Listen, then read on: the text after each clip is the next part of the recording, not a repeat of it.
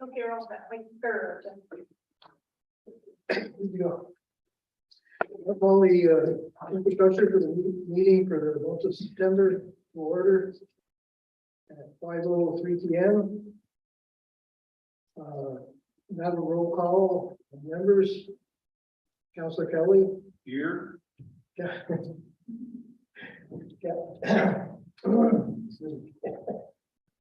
I'm here too. Councilor Talon, I'm sorry. Just a point. Madison. Okay, and Councilor Moore is here. The mayor will be absent today. All right, at this time, we'll approve minutes. Take a motion to approve the minutes of the infrastructure committee for July. Moved by Councilor Kelly, second by Councilor Talon. All in favor? Aye. Aye. All opposed? The minutes are approved. Won't be a long meeting tonight. We don't have a lot of things in the works, but first and foremost, we have our infrastructure report. Okay, we'll run through, what I'll do is I'll run through the normal activities, and then I'm gonna have Andrew give the update on our emergency water line job. He'll post some pictures up for you and give you statistics of where we're at.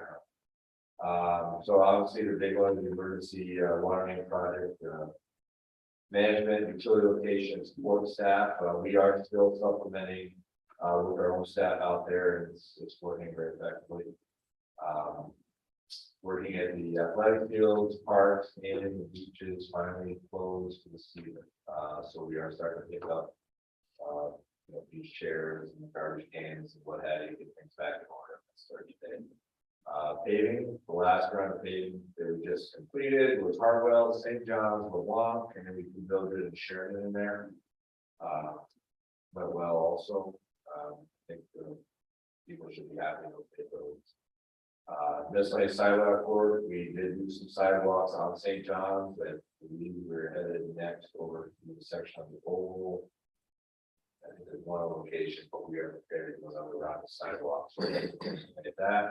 Also some pavement patching, did it Lower Elm Street, work on that, and then some other spots.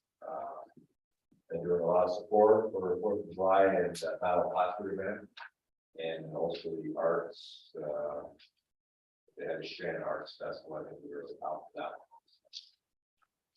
Capital activities, Europe Road construction, and we in your packet there should be a change order to the contract. You probably want to send an explanation. It's basically a deduct and then an add. What we did is originally the New York Road contract, we were going to give that contractor Kansas to do right after they finished New York Road, but they had not finished New York Road yet, and the other emergency contractor was prepared to move on to Kansas with one critical road. So we put Ricky on to New York or on to Kansas is been completed. And we moved this chamber moves the New York Road contract over to Fort Brown. They started basically Fort Brown early last week. So it's a couple more, like a couple hundred feet more pipe, I want to say. And it's the price per foot is the same as the original change order. Still falls within the capital projects for the New York Road. If you add that in for what we had budgeted, so that's the reason for the change order. So it's not an additional 300,000 on top of the previous one. It's just an additional 17,000 change. That's it. Any questions about that change order? I guess going with the contractor that's ready to go. Exactly. Exactly. Keep it moving. Kansas, they were not prepared to get to Kansas, and I had a contractor ready, so we put them out there and let them get down to Kansas. So the good news is, and Andrew will spell it out and show you on the screen here in a minute what we do, you better understand why we went that route. But again, there's no sense in sending them away. We might as well send them over to we're doing extremely well ahead of schedule. We never thought we would get this program this year, but we'll get the rain 100% for this season. That's what that was about. Beaver Street, Margaret Street, still in design, various phases. I know Margaret Street with a lot of conversation going on, and we'll probably give you a little bit of update over with that. DPW staffing, no changes at this time, and then miscellaneous projects. The city hall heat pumps, we still haven't scheduled to start for that, but it should be, I would say, in the next month or so. And then painted markings, which we talked about previously. We got off to a start last Thursday, and they had a mechanical failure. They had about half of the street done. They should be back tomorrow night. Try it again. They probably got about 2 days worth of work, so we'll find a weather window. But long story short, they're only able to spray every color above what you get all of it. Captain Kelly had contact, said maybe observation about mainline paving 2 or mainline painting, which is center lines. The county does that for us, and they do hop around, that we talked about. The piece you was asking about was actually town of Beaver Street. And when we talk about typically what the county does is, depending on the weather, they kind of try to stay, if it's a questionable weather day, they try to stay close to the city of Blackwood, they could better ascertain what the weather is going to be as opposed to heading out to the ship. So they pick off the city roads, the town roads nearby. I didn't know the county does a Yep, yellow line. yeah, they do all the center lines, they have a hotline truck that sprays latex. All the arrows, the crosswalks, the onlys, those are epoxy paint, and unfortunately. There's only one contractor that actually bids that work in this region. Straight Line Industries, they do a great job, they're very good at it, but that's the only person every year. Even prior to me coming here, when I used to hire for epoxy paint. That's all that ever, and there's one company that does airport epoxy. They do a lot of DOT work too, so they hooked up with DOT work. So it's trying to get you in between the DOT jobs. Now that was in short supply. The paint was in short supply, yeah. Now they have paint, now it's just a matter of them getting caught back up. So we have a list of, like I said, the new, obviously, whenever we pay these new markings, that will be a priority, and then start to freshen up our other markings. Hopefully, next year we'll get caught back up. I think it's gonna take us at least one more cycle before we get things where we should be. And that's what I have. I'm gonna turn over to Andrew, and he has the numbers and pictures here on our job. Give you guys a hard time. So you have it, and then we're gonna throw it up on the screen. You could want you back. Right, anybody at home is watching. So. This is what our completion map looks like today for our water line replacement project out on base. Blue is what we have completed so far. Main line. We've done 16,800 linear feet, which is 83% of our main line pipe. The green is stuff that we did prior year, Main Road. Last year we did the Ohio Ave project. We also did the cut through over the Fort Brown. So that was stuff that we did last year in 2018 for Main Road. Anything in red is stuff that we have left to do. So mainline, we've really only we've got a section on Nevada Oval. We're finishing up Iowa Circle. And then our contractor that did New York Road, Mike was just talking about, they've gone over to Fort Brown to do directional drilling for the section, I think it's like just over 2,000 feet over on Fort Brown. So mainline, we've only got 3,600 linear feet left. Are 17%. Service lines. We have completed service lines on Louisiana and Kentucky 100%. I actually shut down the old main, the asbestos water main on those 2 roads this morning. So those are offline, and all of the hydrants are up and running on those 2 roads, as well as the service lines. We have a good majority, there's only, I think, one or two houses left to do on Main Road. We're waiting to hear back from the homeowners association about the two cul-de-sacs and how they want to tie those back in. Once we get that information back from them and they get those tied in, we can turn Main Road off. And we're up and running on that. Maryland, we've got probably handful or more to complete. And then all of that will be done. So as far as service lines go, we're about 41% complete if you include all the stuff on Nevada Oval and Fort Brown, which more than likely we'll get the main lines done over there for this year, and then we'll worry about switching the service lines over next year on those. So we've got 41% complete on the service lines. So we've made some pretty good progress. Any questions? Looks good. A lot of work. Quick update on a couple other projects, like Mike said, Margaret Street is up and running. I think next Tuesday, we have our first in public informational meeting. I believe that's being held at the library. So we have that, and then we also have Cornelia Street going on. Should be getting the base mapping very shortly, so we can start looking at design for Cornelia Street. You good? Makes sense. Thanks. Do you have anything for Sean or? I know you usually do. So I was laying low on this one. So we still have Jeff, we still have a resolution to do first. Yeah. Then we're done. Sorry. Okay. Sorry, John. That's been hard on me today. Well, we're rolling. Okay, we do have a draft resolution to bring to the next meeting. It's the authorizing the change order. We just had the explanation for that, so.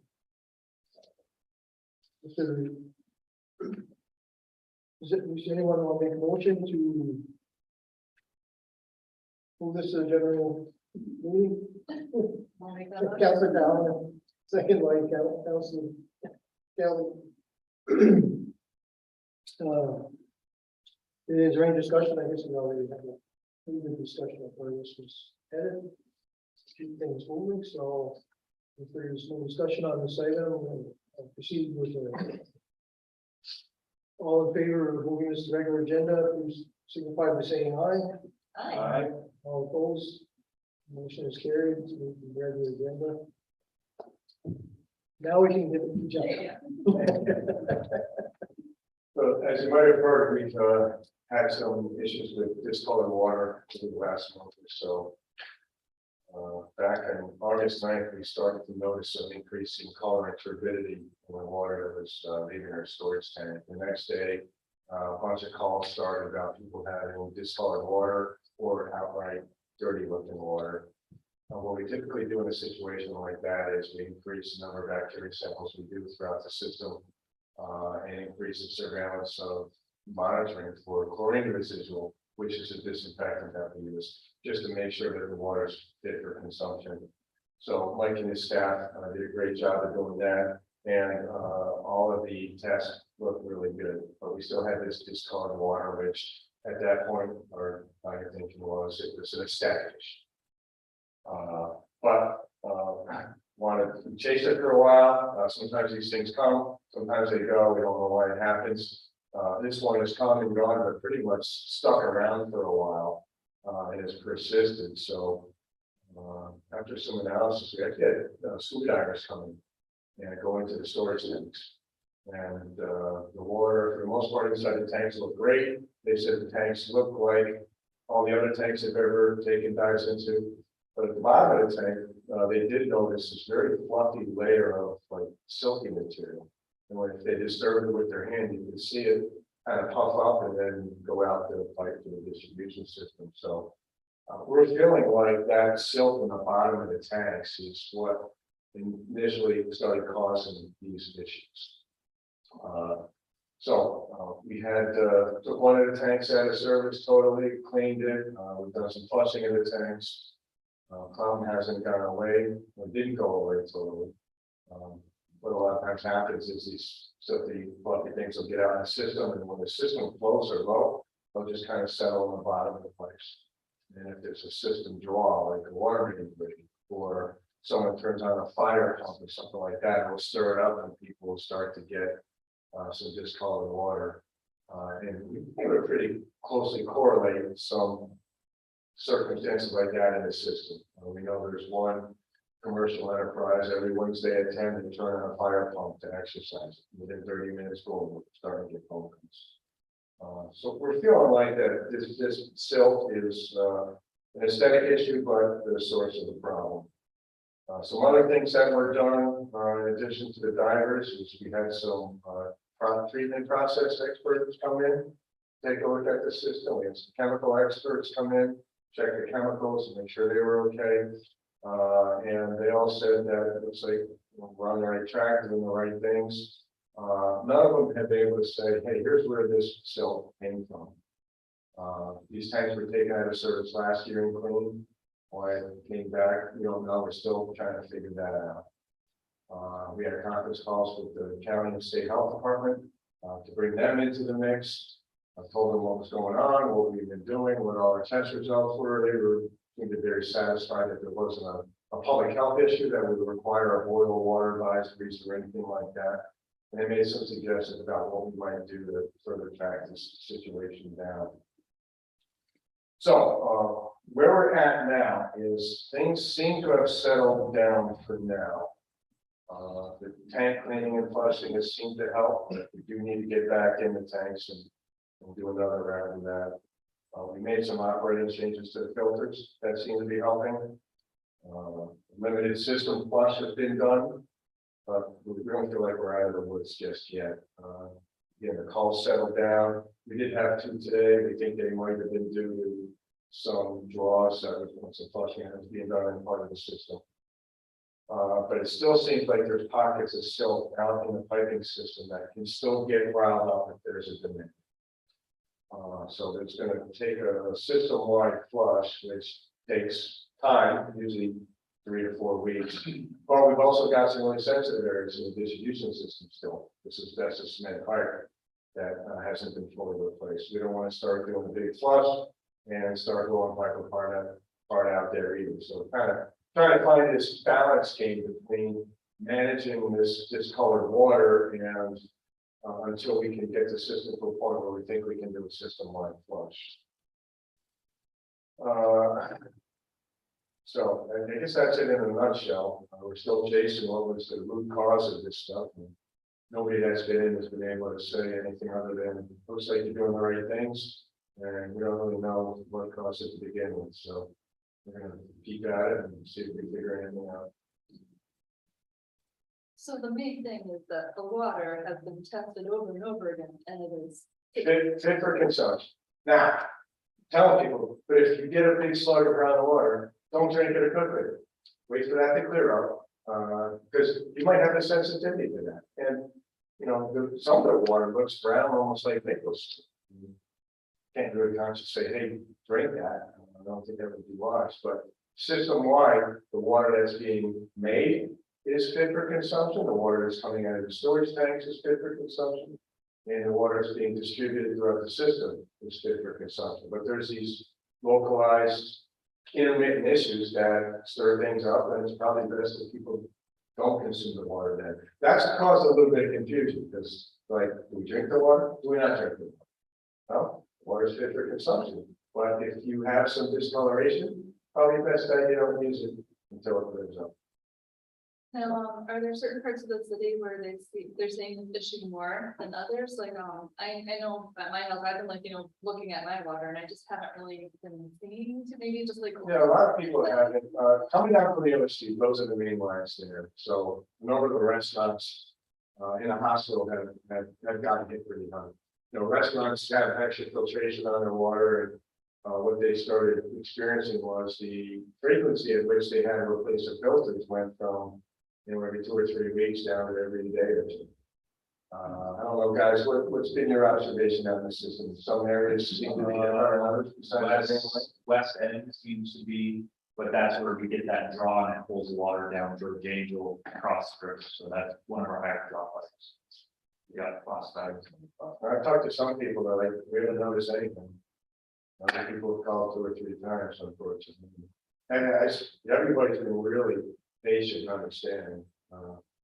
But I mean, Mike's, his guys have been chasing it 24/7 for just about a month now. It's exhausting, and frustrating too, because, you know, trying to provide really good water here and, We've actually had, like, I can use an example, on Cordelia Street, I checked with residents that are your friends of mine in the city, or, you know, and I've asked them, you know, what is your water condition, like, I check people, no entities. And I can honestly tell you that one particular person I was having, and if anyone would be sensitive to it, he probably would be picking it up for me. He checked the dealer, he actually had a call one day from his next door neighbor. Said, guys will immediately check it, and yes, it was discoloration. Right next door to him.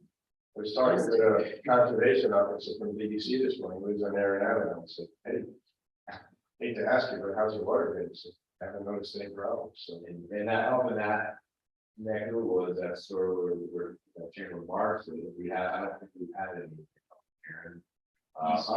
East State, Europe, and hospital. Yeah, then Evans. Yeah, so yeah, we haven't had any in that area. But if you pull downhill heavy down Cordelia Street, off the Prospect, Albany, and if you do, we've had a couple of instances on the base while we're working on water main project, we pulled up corporation stuff where you pull an 1.5 inch line out of the main, we're pulling about actually $1.25 million, you know. That seems to pull down across George Angel Drive and on the river that run, so that tends to move a little bit of material there. Or we did flow at the crate center to move flow there and pull a little bit down this way, down Center City also.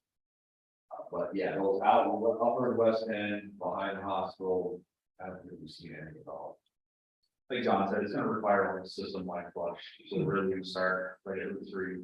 And then slowly, methodically work our way down and out to try to get everything. I may take a couple of attempts too. You guys are gonna start doing some stuff tomorrow, which is probably, you know, when you flush, you start things out while you're doing it too, so.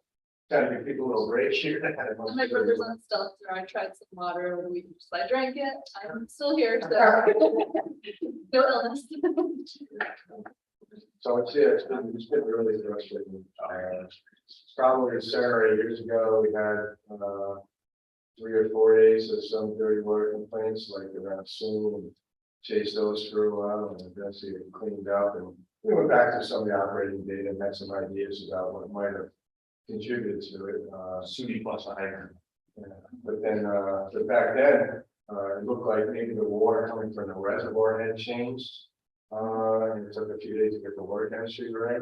This time, the color and turbidities coming out of the reservoirs haven't changed. So like, all right, so it's not that. You know, we're trying to figure out, and see how the run lots of things up. Maybe there's different temperature profiles in the reservoir, and we check into that. We are checking to see if the soluble iron that can be, that's usually in groundwater, you can get a lot of iron in groundwater, we don't usually see in surface waters. But we're keeping one of our reservoirs pool levels down, so we're checking the iron levels there and see if maybe there's some dissolved iron in the water. That when we add our disinfectant or chlorine, that'll oxidize and turn into a fine solid. Which that would be, it wouldn't be a health issue, it would just be a nuisance. So looking at that kind of stuff, but. So. The important thing is, we have tested it over and over again, and it is safe, so that, just people are very, you know, just super aware Sure. after the whole Flint, Michigan. Oh, yeah. So, Learning you stuff. know, just people just, they, you know, worry a lot, so that's why we just have to keep letting people know that water is safe. So thank you. Well, You know, I'm intrigued by the thought of divers going into it. Tell us a little more about that, please. sure, we hire professional commercial divers to do work in different parts of the water system. It's usually out in the reservoirs where things are submerged, if they're going down inside a gatehouse or something that's, 70 feet below water and confined space, but we brought them in a couple of weeks ago to go into the tanks. The dome cover of the tanks has hatches. They basically climb the hatches with their dry suits and air hoses and communications, and they go down in and they swim around the tank. They take videos, they live feed a video back that gets recorded with audio, so they can have communications with the guys that are outside the tank and the diver that's inside the tank. And they swim around and do an inspection, like inspect the walls, the floors, and in this case, the particular focus was on what's the water look like in there? Is there the sediment buildup? Is there anything else you see that doesn't look right? Are there lights in there, or do they have to take the light? I gotta take the lights and they probably have some. We went in with portable gear that was used just for these things. They were going in with their gear that was swimming in the lake. We sprayed them out with chlorine mixture to make sure they were deep down and they didn't put it in there, but not that everything else. So, It's part of production, and it's nice, at the end, you don't get a video with all the live audio, so we can go back and look at that. If we have a question like, did they really see that, we can watch that again. And it's pretty clear that the diver was swimming around and you could see the sill layer, he put his gloved hand in there. It just kind of puffed up a little, and then the stuff that was near the outlet pipe just kind of went cut. Like, that looks like a possible culprit. Yeah, it really is, so. I'm glad we have people who are willing to do that. Yeah, and, yeah, they're really good at what they do, and we were fortunate, I think they were calling to die the next day out in the Santa River for nice. So we called on Tuesday, and they were here Wednesday, or called Monday, and they were here Tuesday. Worked out well.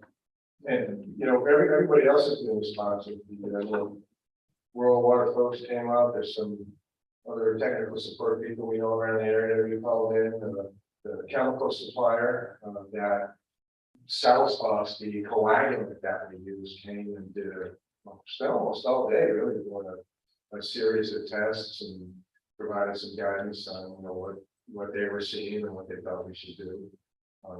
So yeah, it's nice to have that kind of support, but we really wish we could say that's exactly what caused it, and here's what we need to do to make sure it doesn't happen again. We're not there. I believe you. Well, you'll solve this groovy mystery. Thank you. Thank you.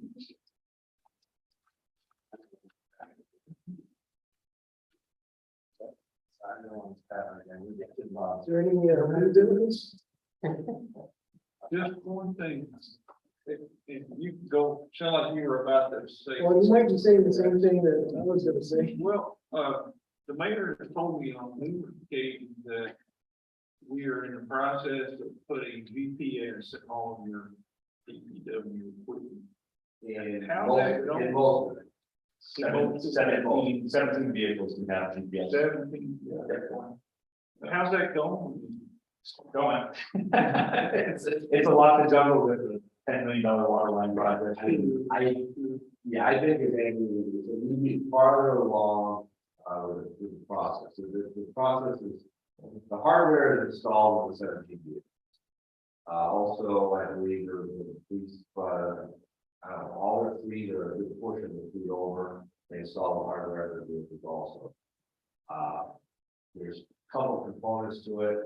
There's the Verizon and the communication component, and then our specialty component, which is going to be for Thompson Avenue, refuse and recycle tracking, and also our super tracking. So we can keep real time on what these components. And we've been working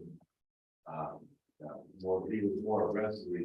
He provided all the information that the other company that Verizon, Snowpass wants. Mapping they needed to generate, and we've done. Yeah, so we did, basically what had happened was Verizon had to make sure that everything, the information they were sending to Snowpath was working. So we had to do a test run, so we took one of the plow trucks out, drove that around the city to make sure that they're getting all the information. So that's been completed, so now Snowpass just has to finish doing our base mapping for the plow truck routes. Because we have specific zones for each plow truck. If you've ever been to the shop, you'll see the maps that are up on the wall.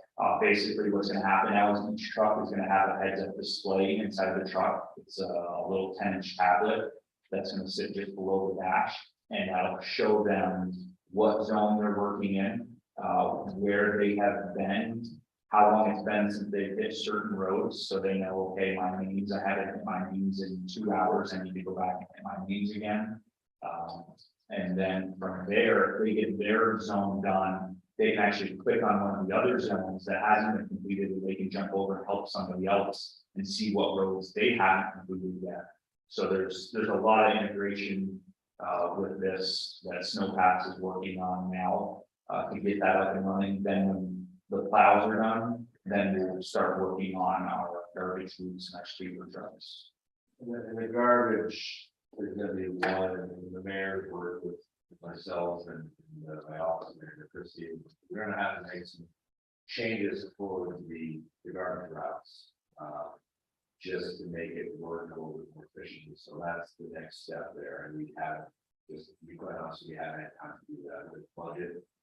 Everyone, I think, John and Tessa will be scrambled to get these budgets in, along with all the other projects, so that is kind of gonna take up our time, so the garbage routes and some of the Snowpass work is take a little bit. We can track the trucks currently, the Verizon Connect will show us if I want to know, if I get a call on a particular vehicle that's on the road. Like I said, right now, the snowplows, with the exception of the test truck, they just shut off. So if we're not running a truck, it doesn't, that's off that, we're not getting a bill for it. But garbage truck, I can tell you what the garbage truck is. All throughout the day, I can tell you where you use a bunch of break, I can tell you. You know, even if you were speeding certain zones, it'll tell you everything. Actually, it helps with maintenance of trucks too, because they're hooked right into the computer of the truck. If the check engine light comes on in the truck, it'll actually give me an alert on my computer to tell me this is wrong with the truck, or the truck is regenning. It's pretty sophisticated. It sounds like, and I do understand that it's not your highest priority, right? But it does have the potential, it sounds like, to make the operation a lot more efficient. It's been up until Mayor Rose, it's something that Andrew and myself both wanted to do. We knew the technology existed. Mayor Rose was definitely, he's like, yeah, it's a great idea. And one of the biggest things, a couple ways to look at it. Some people think, oh, it's Big Brother watching. I use the snow plowing is the best example. I don't think people really realize when you're out in the plow when you're at hour 12 going around and around and around in circles, sometimes you lose track of, you know, you have a small zone of what you actually plowed on the last time you did it. To be able to pull over the side of the road and say, okay, I haven't been over here 2.5 hours, and I better work my way into that area. Or on the back end of the snow stops, the guy, you know, the west end is easy to plow, okay, and they can move to the west end pretty quickly. So that guy gets done early, but if you're not in French Quarter and you're fighting that, he can go, okay, I got 3 trucks, where do I need to go? And he can actually see, okay, you know, Fred's over here and Joe's over here, so I hit this spot. So it's an efficiency, absolutely. And then our supervisors who drive the smaller F-350s and 550s also have that same type of display. So any streets that the bigger trucks can't get, they can take the smaller trucks to. So they can see, okay, if you skipped over this road, must be that there's a lot of traffic on the road that you can get through the big plows. So we'll go hit the smaller plows. And I'd be lying to you to tell you that at the end, where we think we have everything done, that there isn't that one little street that someone thought they got, you know, we'll be able to have a visual and say, okay, we've been down the street. You can see it. I think it might end up being a real good thing for the drivers because they no longer have to think about, did I do this? What's next? You know. Again, you get over 8 hours and, you know, we can run 16 hours straight. When we get after 12 hours, it's pretty tough. It's a grind. Even in the newer trucks, driving the plow truck and taking it. Even on new roads, it's, those trucks are ruthless. Yeah. Oh, and then also, I think it's gonna be a very effective tool for street sweeping. A lot of times you'll have a constituent go up to you and say, hey, I just swept my neighborhood in, you know, a month and a half. And you can say, Mike, when was the last time you swept, you know, Johnson Ave? And I can go, well, actually, we swept it the day before yesterday. I haven't done that. Yeah, so that's, but the other nice part about it too, is with the sweeper, we have multiple guys on sweeper, but we typically, depending on the time of year we're on, and you know, could be one or could be two, but we also have backup drivers. So the guys on vacation or sick or COVID or what have you, they can grab that tablet, they can start that tablet and say, okay, you left off here, this is where I start next, and they keep going, you know, going at 3 miles an hour, or 2.5 miles an hour with a sweeper, they don't cover the ground, so obviously, so. So they don't have to worry about that guy being on vacation doing the same repeat as did the day before. Right. Well, that's great. Thank you very much. No, that wasn't the one I was gonna bring. And it isn't anything we did, but I noticed in the, very little park, the water, when it rains or when they use a splash pad, it all goes down the staircase on the east side and on the south side. And it's already discoloring the pavers on Durkee Street. So when that was put in, I don't think they did adequate drainage there to keep the water up above. Like when in the winter or whatever, when it rains, it's all gonna run down those. So what It's supposed to be the drain. So what actually happens there is it is adequately drained. The problem is it goes up and when it's windy, the wind blows everything over the top. It wasn't windy, no, No, it's it's not windy. pitched down, it just runs right down those two things. Because there wasn't a lot of water coming in up there, and that's when it goes up.